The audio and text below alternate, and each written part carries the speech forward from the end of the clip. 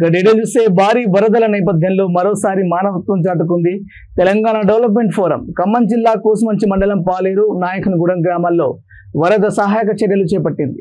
భారీ వరదల వల్ల ఇంటిలోని ప్రతి వస్తువును కోల్పోయిన నిరుపేదలకు ఆహారం, కిరాణం సామాను పంపిణీ చేశారు.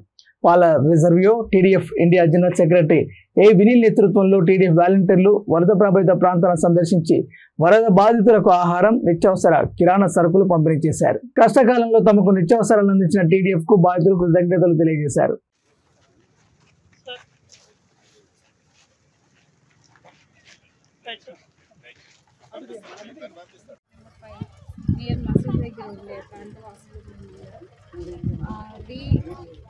First September morning early morning తెలియకుండానే మున్నీరు ఫ్లోట్స్ అనేసి వచ్చేసి మా ఇళ్ళకి చాలా తీవ్రంగా ఉంది.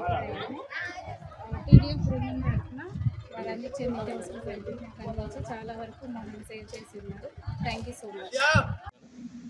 నా పేరు మట్టారాశ్వరెడ్డి, టీడీఎఫ్ ఇండియా ప్రెసిడెంట్ని. ఈరోజు తెలంగాణ డెవలప్మెంట్ ఫోరం ఆధ్వర్యంలో మొన్న పడ్డ భారీ వర్షాలకి ముఖ్యంగా మన ఖమ్మం ప్రాంతమైన పాలేరు నియోజకవర్గంలో, ఇక్కడ పాలేరు ప్రాంతంలో, అదేవిధంగా మహబూబాబాద్ డిస్టిక్లో అధిక వర్షాలకి అనేక గ్రామాలు కొట్టుకుపోవడం జరిగింది. సో అనేక ప్రజలు రోడ్డు మీద పడడం జరిగింది. సో వారిని కాపాడడం కోసము తెలంగాణ డెవలప్మెంట్ ఫోరం కంకణం చుట్టి మన డిఫరెంట్ చాప్టర్స్లో ఉన్న ముఖ్యంగా టీడీఎఫ్ యూఎస్ఏ, అదేవిధంగా TDF Canada, TDF UK Europe chapter వారి సంయుక్త ఆధారంలో, వారి సహకారంతో మేము ఈ యొక్క ఫ్లడ్ రిలీఫ్ యాక్టివిటీస్ చేపట్టడం జరిగింది. సో గత 4 రోజుల్లో ముఖ్యంగా ఇక్కడ నాయకులగూడెం, అదేవిధంగా నరసింహగూడెం అనే విలేజ్లో ఈ యొక్క సహాయ సహకారాలు అందించడం జరిగింది. సో ఈరోజు ఫేజ్ 2లో ప్రాజెక్టులో భాగంగా మరొకసారి ఈ ప్రాంతానికి రావడం జరిగింది.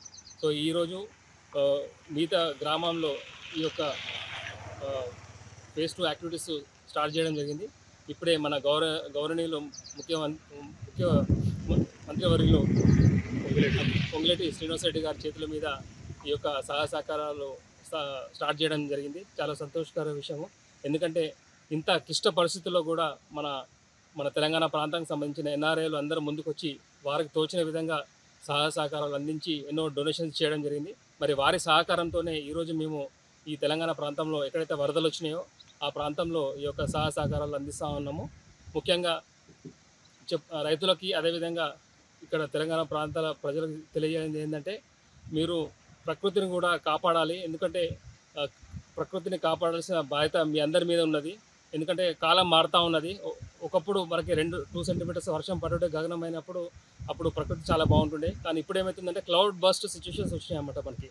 సో ఈ పర్యావరణంలో వస్తున్న మార్పుల వల్ల అంటే మనమే ఈ యొక్క వినాశనం చేస్తూ ఉన్నాము, ప్రకృతిని పూర్తిగా విస్మరించినాము. సో వాటి వల్ల ఏంటంటే రానున్న కాలంలో మీరందరూ చూస్తున్నట్టే ఒకవేళ వర్షం పడితే అయితే అతివృష్టి లేకపోతే అనావృష్టి జరుగుతుందన్నమాట. మీరు చూస్తున్నట్టే ఇక్కడ ఈ ప్రాంతంలో ఒకే రోజు 28 సెంటీమీటర్స్ ఆఫ్ వర్షం పడడం జరిగింది. సో దానివల్ల ఒకటేసారి వాటర్ ఫ్లడ్డింగ్ అవుతూ ఉన్నది. సో రానున్న రోజుల్లో కూడా సైంటిస్టులే కానీ లేకపోతే ప్రకృతి వాళ్ళ ఎక్స్పర్ట్స్ కూడా చెప్పేది ఏంటంటే అయితే అతివృష్టి జరుగుతుంది లేకపోతే అనావృష్టి జరుగుతుంది. సో కాబట్టి